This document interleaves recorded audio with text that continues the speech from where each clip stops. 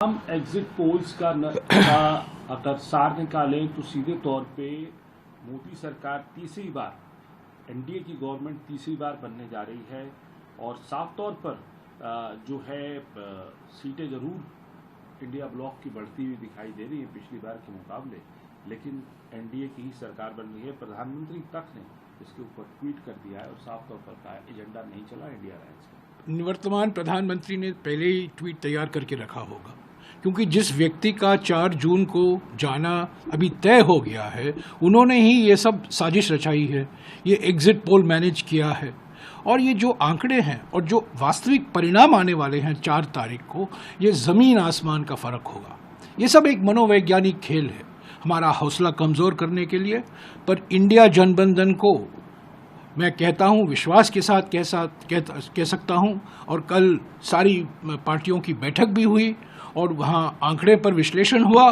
295 सीटों के come India जनबंधन को आना बिल्कुल असंभव है, यानी कि हमें 200 मिनिमम न्यूनतम तरीके से हमें 295 सीटें मिलेंगी। और ये एग्जिट पोल पर विश्वास रखना मैं समझता हूँ बिल्कुल गलत है। ये सब कठपुतलियाँ हैं और कठपुतली के मास्टर जो बैठे हैं इन्होंने ये सब करवाया है। अरे निवर्तमान गृह मंत्री 150 डीएम और कलेक्टर से बात करते हैं, ये क्या गैर संवैधानिक नहीं है? 1 दिन पहले 2 दिन पहले चुनाव के नतीजे आने के 2 दिन पहले निवर्तमान गृह मंत्री सारे 150 डीएम और कलेक्टर से बात करते हैं। क्यों इन्होंने बात की?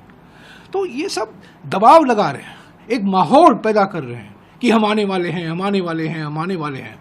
पर हकीकत यह है कि वो जाने वाले हैं, जाने वाले हैं, जाने वाले हैं।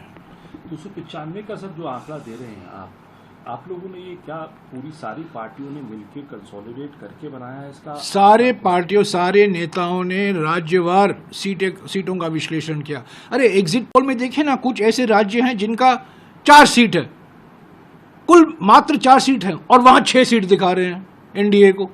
ऐसे कई राज्य हैं जो जितना सीट है, सीट से भी अधिक एनडीए को मिल रहा है। तो और हम आज चुनाव आयोग को भी जा रहे हैं। पोस्टल बैलेट को लेकर एक विवाद खड़ा हो गया है, क्योंकि जो नियम के अनुसार पोस्टल बैलेट की गिनती होनी चाहिए वो हमें गुंजाइश नहीं दिखती कि वो होगी। तो हम चुनाव आयोग को भी शिकायत करेंगे। हमने 117 शिकायतें की हैं चुनाव आयोग को, 14 शिकायत सिर्फ निवर्तमान प्रधानमंत्री के खिलाफ, पर उस पर कुछ कार्रवाई नहीं हुई है।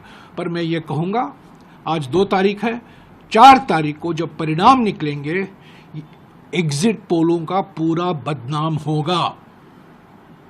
सर, इसके अलावा आपने ट्वीट किया और आपने कहा मास रिगिंग हो रही है। अजय माकन जी के ट्वीट को आपने कोट करते हुए कहा मास रिगिंग हो रही है। अजय माकन भी कुछ इंडिकेट कर रहे हैं कि पोल काउंटिंग एजेंट्स को बिल्कुल काउंटिंग एजेंट को वहाँ उपस्थित नहीं होने दिया जा रहा है, उनको भगाया जा रहा है। क्यों ये सब हो रहा है?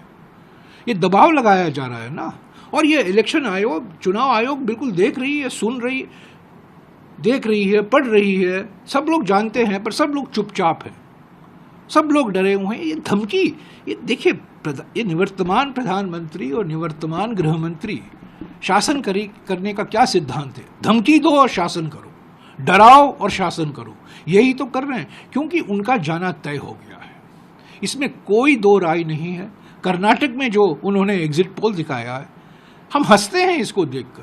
कोई भी व्यक्ति जो कर्नाटक की राजनीति जानता है, मैं कर्नाटक से हूँ, मैं सांसद हूँ, राज्यसभा का सांसद कर्नाटक में, मैं जानता हूँ ज़मीनी स्थिति क्या है। हमने भी पोल करवाया है वहाँ, और जो एग्जिट पोल दिखा रहे हैं, हंसने की बात है। तो ये बिल्कुल साजिश है। एग्जिट पोल जो करवाया गया है इस बार, इस पर कोई विश्वास नहीं कर सकता। हमारे कार्यकर्ताओं का मनोबल गिरा नहीं है, हम डरे नहीं हैं। हमको धमकाया जा रहा है, पर हम धमकी में नहीं आएंगे। 4 तारीख को हम रहेंगे, उपस्थित रहेंगे, और आप देखेंगे 4 तारीख को ये निवर्तमान प्रधानमंत्री का जो मनोवैज्ञानिक